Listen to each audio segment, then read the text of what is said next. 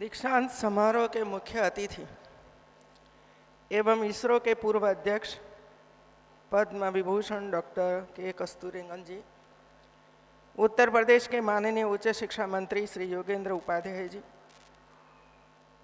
उच्च शिक्षा राज्य मंत्री श्रीमती रजनी तिवारी जी, विश्वविद्यालय के कुलपति प्रोफेसर आलोक कुमार राय जी, कार्य परिषद एवं विद्या परिषद के सभी सदस्यगण, सभी संकायों के अध्यक्षगण, विश्वविद्यालय के सभी शिक्षकगण, अधिकारी एवं कर्मचारीगण, सभी छात्र छात्राएं, देवी और सज्जनों, आंगनवाड़ी की सभी कार्यकर्ती बहनें और शासकीय स्कूल से आए हुए प्यारे बच्चे। दीक्षांत समारोह के मुख्य अतिथि के रूप में भारतीय अंतरिक्ष अनुसंधान संगठन इसरो के पूर्व अध्यक्ष और राष्ट्रीय शिक्षा नीति ड्राफ्टिंग कमेटी के अध्यक्ष श्री के कस्तूरीरंगन जी उपस्थित हैं। मैं आपका हृदय से स्वागत व अभिनंदन करती हूँ।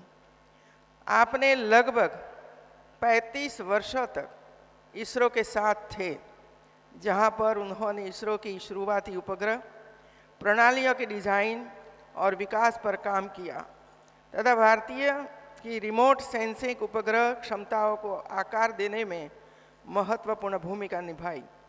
वर्तमान में आप राजस्थान केंद्रीय विश्वविद्यालय के कुलाधिपति हैं। मुझे विश्वास है कि आपका दीक्षा उद्बोधन हमारे छात्र छात्राओं को अवश्य प्रेरित करेगा। आज विश्वविद्यालय के पूर्व छात्र व जेनेवा फार्मास्यूटिकल लिमिटेड पुणे के मुख्य कार्यकारी अधिकारी डॉक्टर संजीव सिंह को मानव उपाधि से सम्मानित किया गया है। आपने भारत के पहले mRNA आधारित वैक्सीन को विकसित करने के लिए जेनेवा का नेतृत्व किया। यह दुनिया का पहला थर्मोस्टेबल mRNA आधारित टीका है। आपके इस शोध प्रयास के लिए रिसर्चर ऑफ द ईयर 2022 से सम्मानित किया गया है। मैं आपको भी बधाई देती हूँ। दीक्षांत समारोह विद्यार्थियों के लिए एक नई यात्रा की शुरुआत है। दीक्षांत का मतलब आपकी शिक्षा और सीखना यही समाप्त नहीं होता है। इसी प्रकार विश्वविद्यालय की दीक्षांत में श्रेष्ठ विद्यार्थियों को उपाधि एवं पदक प्रदान कर अपनी बौद्धिक परंपरा और उत्कृष्टता की संस्कृति को समाज में प्रवाहित करता है। आज 101 विद्यार्थियों को गोल्ड मेडल दिया गया। ये सभी इधर बैठे हैं गोल्ड मेडलिस्ट, वहीं बैठे हैं ना। 80 और 20 का रेशियो है,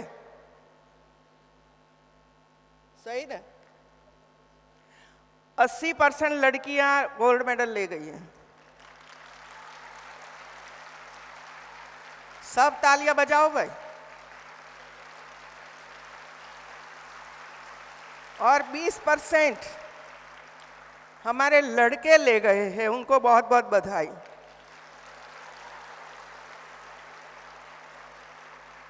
कम से कम 20 लड़के तो ऐसे आए जो लड़कियों के सामने टक्कर लिया।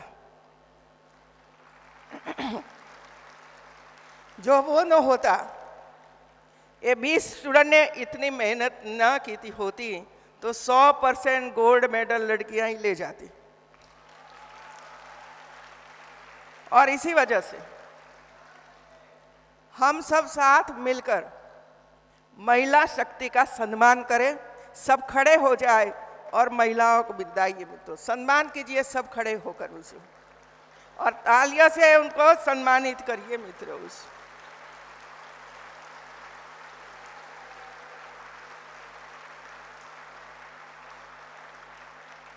महिला शक्ति का सशक्तिकरण हो रहा है मित्रों।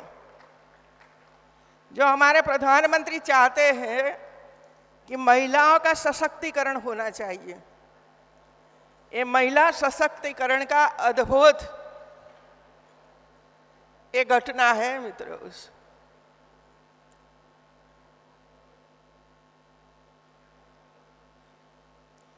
मित्रों, अध्यापक तो सबको पढ़ाते हैं, हमारे सभी लड़ने लोग इधर विद्वान सब लोग बैठे हैं। अध्यापक तो सबको पढ़ाते हैं ना, कोई लड़कियों के अलग क्लास हो, लड़कों की अलग क्लास हो, ऐसा तो होता नहीं है। फिर भी मेरे मन में ये प्रश्न उपस्थित होता है कि इतना डिफरेंट क्यों आता है। ये सोचने की, समझने की और मंथन करने की बात है। और मैं आलोक राय जी को, वीसी को ये कहना चाहती हूँ कि कम से कम एक यूनिवर्सिटी तो उस पर रिसर्च तो करे, क्या प्रॉब्लम है। धीरे धीरे करके लड़कियां आगे बढ़ रही हैं और लड़के पिछड़ रहे हैं। ये समाज के लिए, समाज के विकास के लिए अच्छी बात नहीं है मित्रों। सामाजिक दृष्टि से भी अच्छी नहीं है, शैक्षणिक दृष्टि से भी अच्छी नहीं है। समाज में आगे जाकर बहुत ही बड़े प्रॉब्लम खड़े होने वाले हैं। और इसी वजह से मैं सभी अभिभावक और समाज के नेतृत्व करने वाले सभी लोगों को ये कहना चाहती हूँ कि हमारे लड़के और लड़के दोनों अपनी शक्ति को दिखाएं, अच्छी तरह से पढ़े और आगे आने का प्रयास करें। वो ही कामना मैं इधर करती हूँ मित्रों। मैं आज यूनिवर्सिटी को नेक में सर्वश्रेष्ठ रैंकिंग A++ मिला, इसके बाद पहली बार यूनिवर्सिटी में आई हूँ। और इसी वजह से मैं सभी अध्यापक, वीसी और सभी स्टूडेंट्स को बहुत बहुत बधाई देती हूँ मित्रों।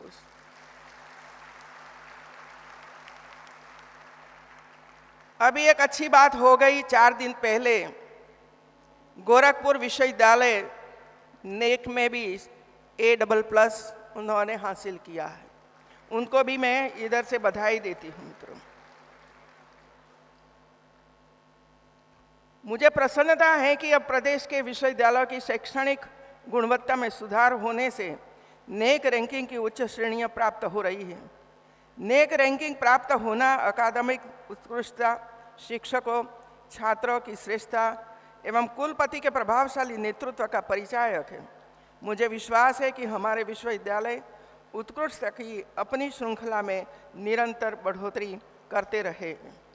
अभी इससे रुकना नहीं है, आगे बढ़ना है और पूरे विश्व में यूपी फर्स्ट नंबर आना चाहिए। वो सोच लेकर हमें आगे बढ़ना है मित्रों। हमारे युवकों में, हमारे अध्यापकों में, हमारी यूनिवर्सिटी में कोई कमी नहीं है। जो कमी थी, कमिटमेंट की कमी थी। जो कमी थी वो अंदर कमी थी, सिर्फ लेक्चर लेना है और कुछ नहीं करना है। तीसरी कमी थी मार्गदर्शन, नेतृत्व स्वीकार करना मित्रों। और इंफ्रास्ट्रक्चर कैसा होना चाहिए, कैसे बदलाव इंफ्रास्ट्रक्चर में करना चाहिए मित्रों।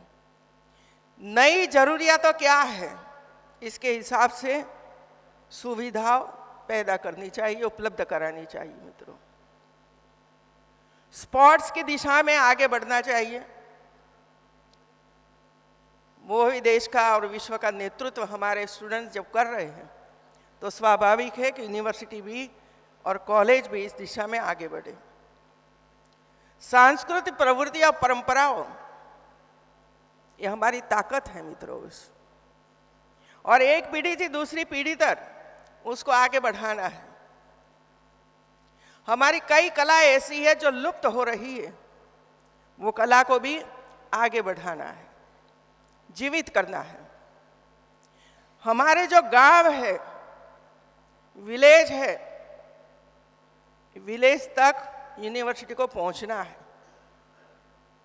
यूनिवर्सिटी का कैंपस छोड़कर हम जब तक गांव तक नहीं पहुंचेंगे, बच्चों को, महिलाओं को, किसानों को, व्यवसायियों को, स्कूल, आंगनवाड़ी, ये सब के बीच में बैठकर अपनी बातें नहीं कहेंगे, तब तक बदलाव नहीं हो सकता है मित्रों। और इसी वजह से धीरे धीरे करके यूनिवर्सिटियां सामाजिक चेंज करने के लिए काफ़ी प्रयास कर रहे हैं। जैसे कि बच्चों को यूनिवर्सिटी में बुलाना, बच्चे वहाँ पहुँचे और उसको कुछ न कुछ सिखाए। हमारी आंगनवाड़ी, गरीब घर के छोटे छोटे बच्चे आते हैं, झुपड़पट्टी में रहते हैं मित्रों, और ऐसे बच्चों को भी अच्छी सुविधा प्राप्त होनी चाहिए। उसको भी खेलने के लिए, बैठने के लिए, खाने के लिए, प्रवृत्तियां करने के लिए आंगनवाड़ियों में सुविधा होनी चाहिए। और कार्यकर्त्रियों को भी ट्रेनिंग मिलनी चाहिए, क्योंकि जो नई शिक्षा नीति है वो 6ठी कक्षा से शुरू होती है मित्रों। ये बदलाव धीरे धीरे करके हमारे सामने आ रहा है। इस हिसाब से मैं समझती हूँ कि हमारा दायित्व सिर्फ यूनिवर्सिटी नहीं है, हमारा दायित्व है यूनिवर्सिटी के लाखों विद्यार्थियों।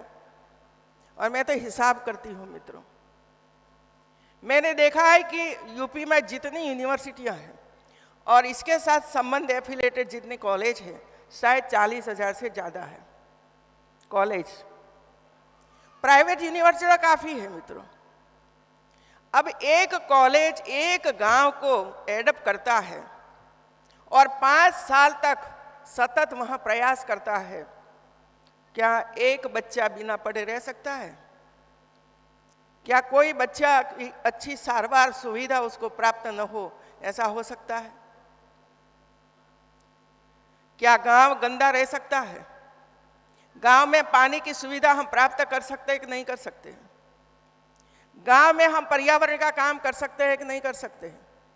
यदि हम 50-100 पेड़ भी लगाएंगे तो 10 साल के बाद बड़े हो जाएंगे मित्रों।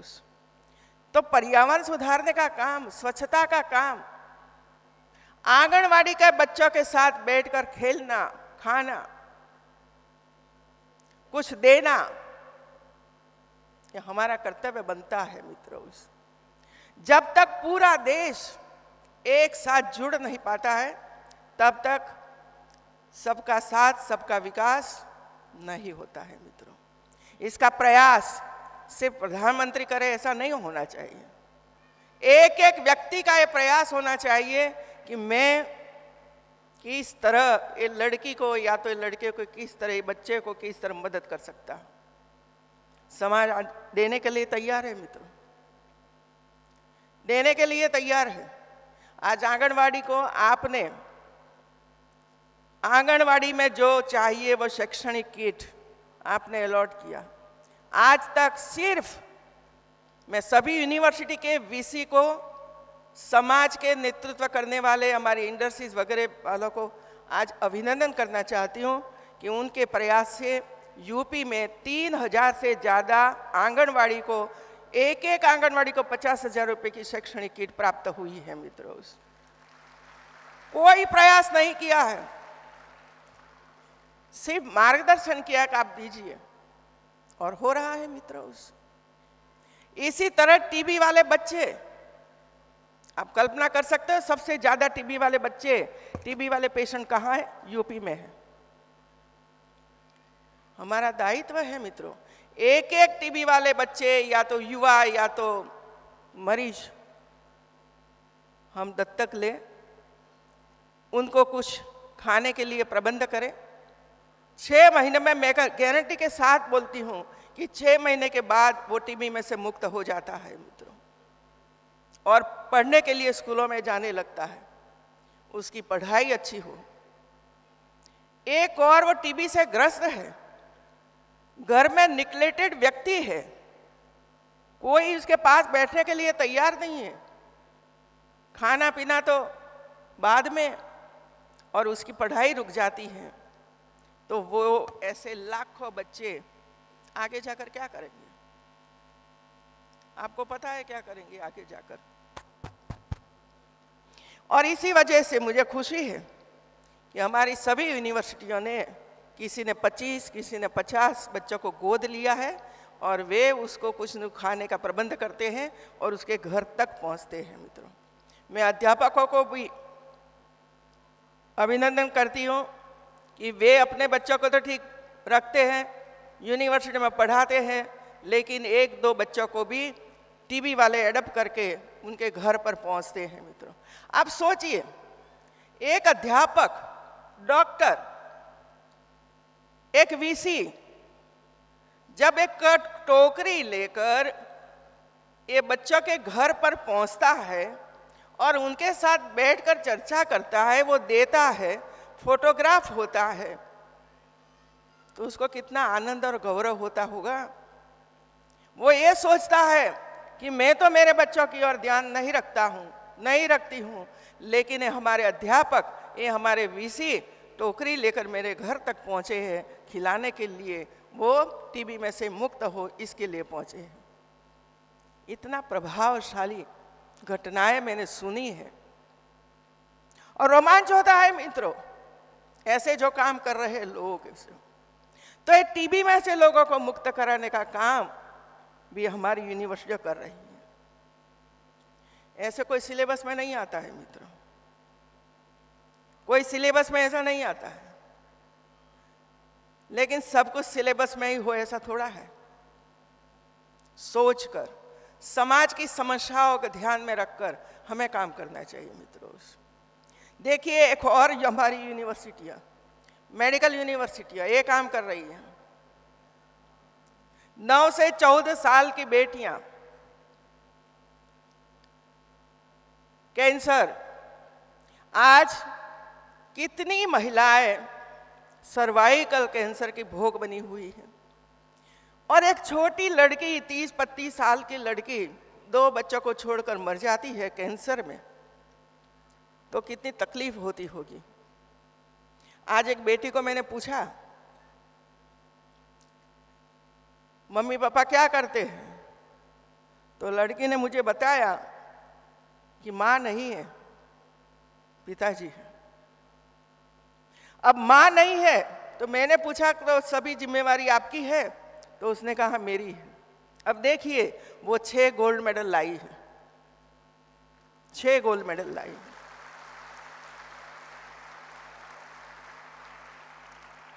तो घर में काम करना और साथ में पढ़ना, कुदरत ने कितनी ताकत दी है। मित्रों, और इसी वजह से मित्रों, मैं यूनिवर्सिटियों को इतना ही कहना चाहती हूँ कि हम ये सब काम मिलकर करें। 2 बातें और कहूँगी। अभी 2023 साल को मिलेट वर्ष मनाया जा रहा है, आप सबको पता है। मैं एक ही बात करना चाहती हूँ कि हमारी जितनी हॉस्टलों है, सभी हॉस्टलों में मिलेट्स में से अलग अलग व्यंजन बनाकर आप खाइए और प्रेरित करिए हमारे छात्र छात्राओं को। ये बाजारू चीज़ें बंद करिए मित्रों, और मिलेट का स्टडी करिए, कितना आयरन और कितना विटामिन वगैरह इसमें है। मित्रों, खाते थे पहले हमारे लोग। और दूसरा, हमारी बेटियां इधर पढ़ती है सब। अभी मैं नरेंद्र देव कृषि यूनिवर्सिटी में गई थी। मित्रों, हमारा सबका भोजन मिलेट्स में बनाया हुआ था। ये सोच होनी चाहिए मित्रों। और इसी वजह से एक भविष्य में एक आत्मनिर्भर बनने के लिए प्रयत्न होना चाहिए इसमें से। और हमारी लड़कियां मिलेट्स में से अलग अलग प्रकार के व्यंजन बनाए, श्रेष्ठ व्यंजन बनाए, उसको प्रेरित करिए, सम्मान कीजिए उसका, और उसको आगे बढ़ाने के लिए प्रयास करिए मित्रों। दूसरा, ग्राम प्रधान 25-50 जहां ग्राम प्रधान महिलाएं हैं उनको बुलाइए, और मिलेट्स में से कैसी कैसी चीजें बनती हैं, और इसके साथ आंगनवाड़ी को भी बुलाइए। मिलेट्स में से अलग प्रकार की कैसी व्यंजन बनते हैं और हमारे जो छोटे छोटे बच्चे स्कूलों में पढ़ते हैं वो सीखेंगे तो वहाँ खिलाएंगे मित्रों। और हमारी जो बच्चियाँ मिलेट्स बनाए प्रदर्शन कीजिए और घर में भी बनाने की शुरुआत कीजिए तो खाइए मित्रों। एक लड़के ने मुझे कान में आकर कहा कि आप संस्कृत के बारे में बोलिए। अब मैं तो संस्कृत पढ़ी नहीं हूँ, ये 8वीं 9वीं 10वीं कक्षा में थोड़ा थोड़ा थोड़ा सिर्फ पास होने के लिए प्रयास करते थे मित्रों। लेकिन एक नई शिक्षा नीति में लैंग्वेज जो इतना ही इम्पोर्टेंट दिया है, सभी लैंग्वेज को इतना ही इम्पोर्टेंट दिया है। मैं चाहती हूँ कि संस्कृत को आगे बढ़ाने का प्रयास होना चाहिए मित्रों। ज़्यादा से ज़्यादा स्टूडेंट्स संस्कृत का अभ्यास करें, क्योंकि हमारी जितनी वेद पुराण जो बोलो वो सब इसमें ही लिखा हुआ है और इसीलिए ज़रूरी है ये सब सीखने का। लेकिन मेरा ये सुझाव है कि आप लोगों ने 5 गांव एडप्ट किए हैं। 5 गांव में हमारे 1 से 5 और 6 से 8 मतलब 1 से 8 कक्षा की स्कूलें हैं। हम 100 ऐसे सेंटेंस संस्कृत में तैयार करें और बच्चे संस्कृत में 100 वाक्य बोलते रहे टीचर के साथ। जैसे हम बोलते हैं कि टीचर मे आई कम इन, तो इसको संस्कृत में क्या बोलना चाहिए वो सिखाओ उसको। पानी पीना जाना है तो संस्कृत में बोलिए। तो ऐसे 100 एकदम सरल संस्कृत सेंटेंस तैयार करिए और वहाँ जो 5 आंगनवाड़ी है या तो 5 प्राइमरी स्कूल है, ये बच्चों के साथ उनको सिखाते रहो सिखाते रहो। इसी तरह संस्कृत बढ़ता रहेगा मित्रों। संस्कृत में बातचीत करें, ऐसा प्रयास हमारा होना चाहिए। आज के दीक्षांत समारोह में हमारे कई अतिथि इधर आए हैं, उनका प्रवचन आप सबने सुना है। आप आगे बढ़ते रहिए। जितने स्टूडेंट्स आज स्नातक अनुस्नातक की डिग्री प्राप्त की है वो सिर्फ दीवार पर लटकाने के लिए नहीं है मित्रों। अपने जीवन में बदलाव आना चाहिए, अपने विचारों में बदलाव आना चाहिए, अपने व्यवहार में बदलाव आना चाहिए। अलग प्रकार के सेवा भाव, देशभक्ति, गरीबों के प्रति सम्मान, ये सब हमारे अंदर आना चाहिए मित्रों। यही सही शिक्षा है। और मैं चाहती हूँ जिस प्रकार यूपी में जो घटनाएं हो रही हैं, इसमें हम ध्यान रखें कि हमें कैसे आगे बढ़ना है। और ये जो नहीं होगा और ये सर्टिफिकेट ही दिखाते रहोगे gold medal gold medal gold medal, इससे फायदा नहीं होने वाला है मित्रों। क्योंकि जो कंपनियां आपको पसंद करेगी वो आप में क्या क्वालिटी है वो भी देखते हैं मित्रों। अब ऐसा नहीं है कि गोल्ड मेडल हो गया तो आपको फर्स्ट नंबर मिल गया। क्वालिटी क्या है आपकी, आपकी सोच कैसी है, आपका व्यवहार कैसा है अन्यों के साथ, पिछड़ों के साथ, महिलाओं के साथ। ये सब देखते देखते ही संस्थाएं आगे बढ़ती है मित्रों। तो ये व्यवहार, आचरण जिसको हम बोलते हैं, घर का व्यवहार, कॉलेज का व्यवहार, संस्थाओं में हमारा व्यवहार, ये सब आपको ही अपनी जात को मतलब अपने आप को तैयार करना पड़ेगा। और वो ही आज दीक्षांत समारोह का मेन पॉइंट होना चाहिए मित्रों। आप सबको मैं बहुत बहुत बधाई देती हूँ। आप आगे बढ़ते रहिए और सुखमय जीवन व्यतीत करिए, हैप्पी रहिए, दूसरों को भी हैप्पी रखिए। ये जब व्यर्थना। जय हिंद।